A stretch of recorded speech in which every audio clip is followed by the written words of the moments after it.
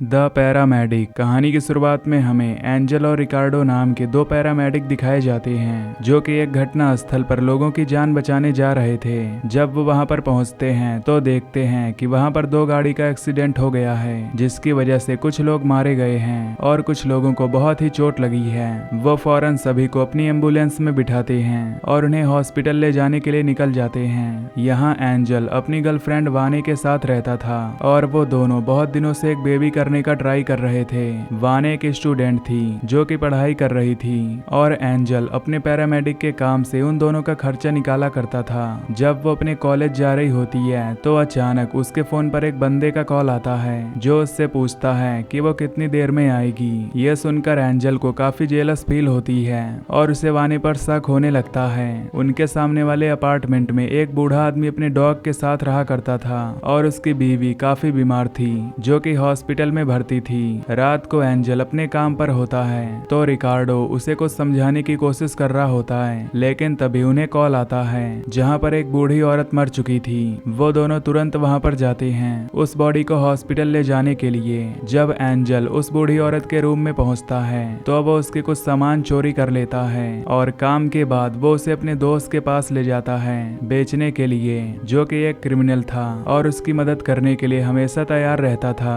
उसका दोस्त उसके 250 रुपए देता है जिससे एंजल खुश हो जाता है। उसके बाद एंजल अपने घर जाता है जहां वो अपनी गर्लफ्रेंड से मिलता है। वो अपनी गर्लफ्रेंड से कहता है कि आज फिर से वो ट्राई करेंगे, तो वो उससे कहती है कि क्यों ना वो अपना चेकअप करा ले, क्या पता उसमें ही कोई कमी हो। यह सुनकर एंजल उससे कहता है कि वो कल जाएगा डॉक्टर के पास चेकअप कराने के लिए और उसके बाद वाने स्टडी के लिए बाहर चली जाती है। रात को जब एंजल सोने की कोशिश कर रहा होता है तो उसके पड़ोस का डॉगी बहुत तेज भौंकता है जिससे उसे नींद नहीं आती और उसे पूरी रात जागना पड़ता है। अगली सुबह वो हॉस्पिटल में जाता है अपना चेकअप कराने के लिए, जहां डॉक्टर उसे बताती है कि उसका स्पर्म काउंट बहुत ही ज्यादा लो है जिसकी वजह से वो बेबी करने में कामयाब नहीं हो पा रहा है। ये सुनकर एंजल को बहुत बुरा लगता है लेकिन वो अपनी गर्लफ्रेंड को नहीं बताता।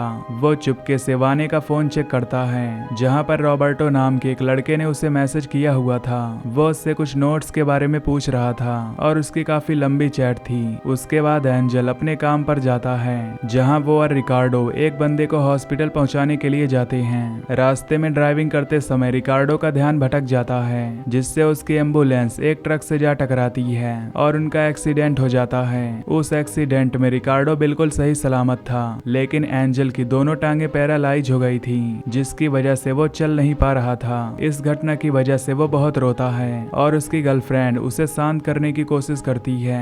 वाने एंजल का ख्याल रखती है और उससे कहती है कि जल्दी सब कुछ ठीक हो जाएगा। तभी उसे उसके क्लासमेट का फोन आता है तो वो पढ़ने के लिए जाने लगती है और इससे एंजल को बहुत ही जेलसी फील होती है और वो डर रहा था कि कहीं वो उसे छोड़ कर न चली जाए। अगली सुबह वो एक वीडियो देखता है जहाँ एक ऐप के बारे में बताया जा रहा था जिससे वो अपनी गर्लफ्रेंड का फोन हैक कर सकता था और उसे उसकी सारी एक्टिविटीज के बारे में पता चल सकता था। अब एंजल हॉस्पिटल जाता है जहां पर नर्स उसे एक्सरसाइज करवाती है ताकि वो फिर से चल सके। कुछ देर बाद वो अपने घर पहुंचता है जहां उससे मिलने के लिए रिकार्डो आता है। रिकार्डो उससे माफी मांगता है क्योंकि उसकी वजह से वो सब हुआ था।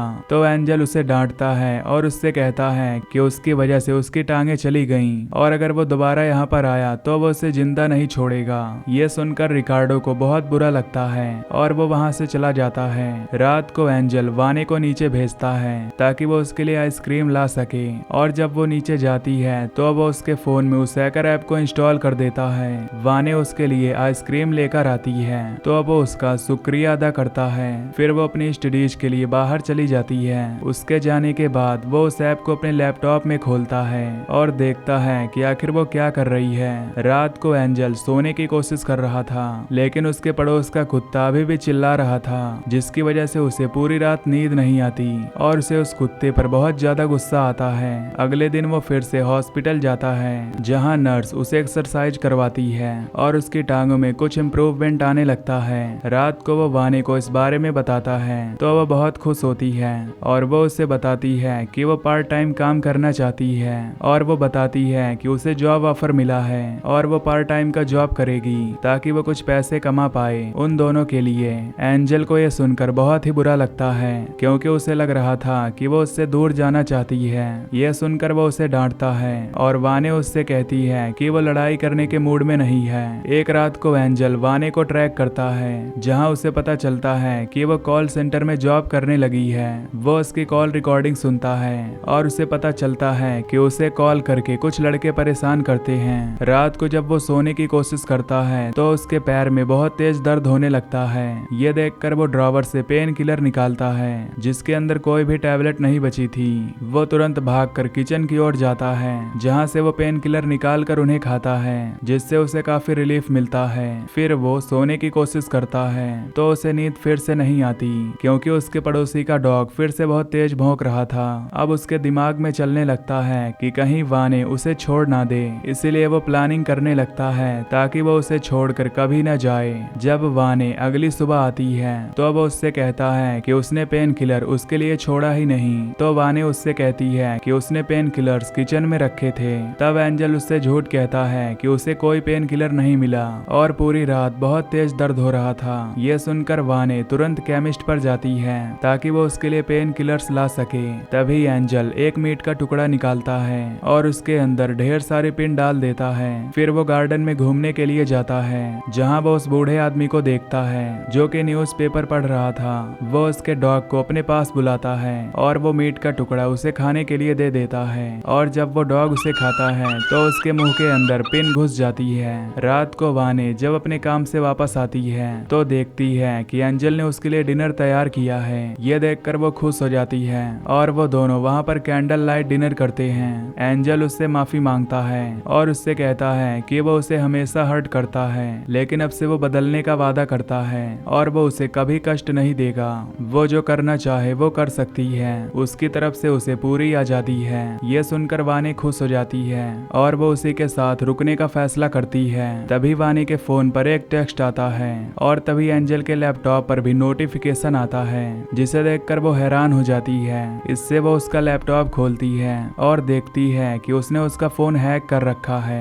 इससे उसे एंजल पर बहुत गुस्सा आता है और वो तुरंत बैग पैक करके वहां से भाग निकलती है। अब एंजल जब नहाकर वापस आता है तो देखता है कि वो वहां से जा चुकी है। इससे उसे बहुत ही गुस्सा आता है और वो अपना लैपटॉप खुला हुआ देखता है, जिससे वो समझ गया था कि वो किस कारण से वहां से गई है। फिर हमें 8 महीने बाद की कहानी दिखाई जाती है, जहां एंजल का स्वभाव बहुत ही गुस्से वाला हो गया था और वो किसी से बात भी नहीं करता था। उसकी बिल्डिंग में उसे वो बूढ़ा आदमी मिलता है जो कि उसे बताता है कि उसका डॉग और उसकी बीवी दोनों मर चुके हैं। एंजल को घर में अकेलापन बर्दाश्त नहीं होता और उसे हमेशा अपनी गर्लफ्रेंड की याद सताती रहती थी। उसके पास उसकी गर्लफ्रेंड के जॉब का एड्रेस होता है और इसी रात वो वहां पर जाता है और उस पर निगरानी रखता है। जब वाने अपने ऑफिस से बाहर निकलती है तो बाइक पर उसे रिकार्डो लेने के लिए आता है और वहां पर वो दोनों किस भी करते हैं, जिससे एंजल समझ जाता है कि वो दोनों रिलेशनशिप में हैं। ये देख एंजल को बहुत ज्यादा बुरा लगता है। उसके बाद वो उनकी बाइक का पीछा करता है और देखता है कि वो एक बच्चे के स्टोर में रुके हैं, जिससे वो समझ जाता है कि जरूर दोनों का बच्चा होने वाला है। इससे उसे और भी ज्यादा गुस्सा आता है और वो प्लानिंग करना स्टार्ट कर देता है। वो अपने हॉस्पिटल की केमिस्ट में जाता है और वहां से कुछ बेहोशी की दवाइयां ले लेता है। अगले सुबह वो वाने का पीछा करता है और उससे मिलने के लिए जाता है। तब वाने उससे कहती है कि वो उससे कुछ बात नहीं करना चाहती। यह सुनकर वो वाने से कहता है कि वो उसे आखिरी बार गुड बाय कहने के लिए आया है और अब से वो उसे कभी अपनी शक्ल नहीं दिखाएगा। वाने को इससे उसके लिए बहुत बुरा लगता है और वो उससे कहती है कि वो उसके साथ घर तक चलेगी। जब वो उसके घर के बाहर पहुंचती है तो एंजल उससे कहता है कि उसके रूम में उसके पासपोर्ट और कुछ सामान पड़े हैं, तो अंदर आकर वो उन्हें लेकर यहाँ से चली जाए। वो उसके साथ अंदर आती है तो वो उसे बेहोशी का इंजेक्शन इंजेक्ट कर देता है, जिससे वो बेहोश हो जाती है और वो उसे बंदी बना लेता है। जब वाने की आंखें खुलती हैं तो वो अपने आप को बंधा हुआ पाती है और वो एंजल से पूछती है कि आखिर वो ये सब क्यों कर रहा है। एंजल उससे कहता है कि वो सिर्फ उसकी है तो अब वो आराम करे। उसके बाद वो उसके फोन से रिकार्डो को मैसेज करता है कि वो इस बच्चे को जन्म नहीं दे सकती, इसलिए वो उसे छोड़कर हमेशा के लिए जा रही है। और फिर वो फोन को नदी में फेंक देता है ताकि उसके कोई सबूत न मिल सके। घर पर आकर वो वाने से कहता है कि वो जानता है कि वो प्रेग्नेंट है और उसके पेट में जो बच्चा है वो सिर्फ उसका है। ये सुनकर वाने जोर से चिल्लाती है और और मदद के लिए पुकारती है, लेकिन तभी एंजल उसे बेहोशी का इंजेक्शन देकर फिर से बेहोश कर देता है। अगली सुबह एंजल के घर के बाहर वो बूढ़ा आदमी आता है जो कि किसी के चिल्लाने की आवाज सुनकर वहां पर आया था। एंजल दरवाजा खोलता है और उससे पूछता है कि आखिर उसे क्या चाहिए। तो बूढ़ा आदमी उससे कहता है कि उसने वानी के चिल्लाने की आवाज सुनी थी। इस पर एंजल कहता है कि वो वानी की नहीं बल्कि एक प्रोस्टिट्यूट की आवाज थी और वो बूढ़ा आदमी समझ जाता है और वहां से चला जाता है। रात को एंजल जब घर जा रहा होता है तो रिकार्डो उससे मिलने आता है। वो उससे कहता है कि क्या उसे पता है कि वानी कहाँ पर है। तो एंजल उससे कहता है कि उसे इस बारे में कुछ भी नहीं पता। रिकार्डो उससे कहता है कि अगर उसने उसके साथ कुछ किया होगा तो वो उसे जिंदा नहीं छोड़ेगा। ये सुनकर एंजल पेट में दर्द का बहाना बनाता है और वहां से चला जाता है। अगले दिन जब वानी को होश आता है तो वो अपने हाथ खुले हुए पाती है। वो एंजल से पूछती है कि उसने उसके हाथ क्यों खोल दिए। एंजल उसे कहता है कि वो यहाँ से कहीं भाग नहीं सकती। तभी वो अपना पैर उठाने की कोशिश करती है तो उसके पैर नहीं उठते क्योंकि एंजल ने उसके पैर में कुछ इंजेक्ट किया था जिससे उसके पैर पैरालाइज हो गए थे। वो एंजल से पूछती है कि आखिर उसने ऐसा क्यों किया। तो एंजल उससे कहता है कि ये सिर्फ कुछ दिनों तक रहेगा और जब वो उनके बच्चे को जन्म देगी तब तक वो ठीक हो जाएगी। रात को एंजल वानी को खाना खिलाता है और उससे कहता है कि अगर उनका लड़का हुआ तो वो उसका नाम एंजल ही रखेंगे और अगर कोई लड़की हुई तो वो उसका नाम कुछ भी रख सकती है। वानी को यह सुनकर बहुत गुस्सा आता है। वो वाइन की बोतल उसके सर पर फोड़ देती है जिससे वो जख्मी हो जाता है और वो वहां से भागने की कोशिश करती है। वो दरवाजे के पास जाकर उसे खोलती है और मदद के लिए चिल्लाती है, लेकिन तभी एंजल उसे इंजेक्ट कर देता है। तभी वहां पर वो बूढ़ा आदमी आता है और एंजल का दरवाजा खटखटाता है। एंजल दरवाजा खोलता है और उससे कहता है कि अब वो किस लिए आया है। तो बूढ़ा आदमी उससे कहता है कि उसने वानी की चिल्लाने की आवाज सुनी थी। ये सुनकर एंजल उसे अंदर इनवाइट करता है और उससे कहता है कि वो अपने आप ही देख ले।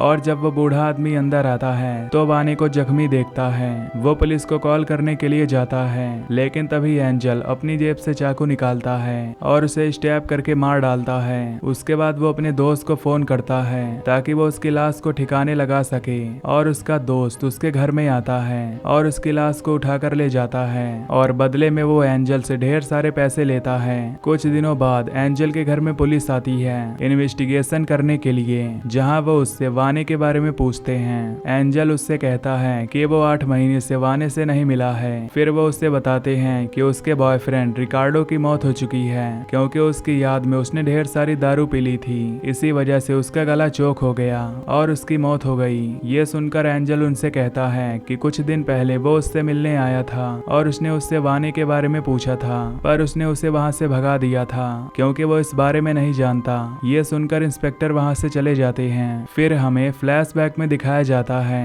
कि एंजल को पता चल गया था कि रिकार्डो ने पुलिस को इन्फॉर्म कर दिया है, इसीलिए वो इतनी चुपके से उसके घर में गया और उसे भी इंजेक्ट करके उसने बेहोश कर दिया। उसके बाद उसने उसके मुंह में ढेर सारी दारू डाली जिससे वो मर गया। अगले दिन वानी एंजल से कहती है कि ऐसे तो वो उसे और उसके बच्चे को मार डालेगा क्योंकि उसको घूमने जाना है और वो उसे दिन भर बिस्तर पर ही रखता है। एंजल उसे कहता है कि वो चिंता ना करे, अब उनके बीच कोई भी नहीं आने वाला। ये सुनकर वानी समझ जाती है कि जरूर उसने रिकार्डो को मार डाला होगा। एंजल उसके सामने प्रिटेंड करती है कि वो उसे प्यार करने लगी है और वो उससे बहुत ही प्यार से बातें करती है ताकि वो उसकी बात माने। तब वो वॉशरूम में जाती है और वहां से वो एक नाइफ को चुरा लेती है और रात को सोने से पहले वो एंजल से कहती है कि वो उसके लिए आइसक्रीम लेकर आए।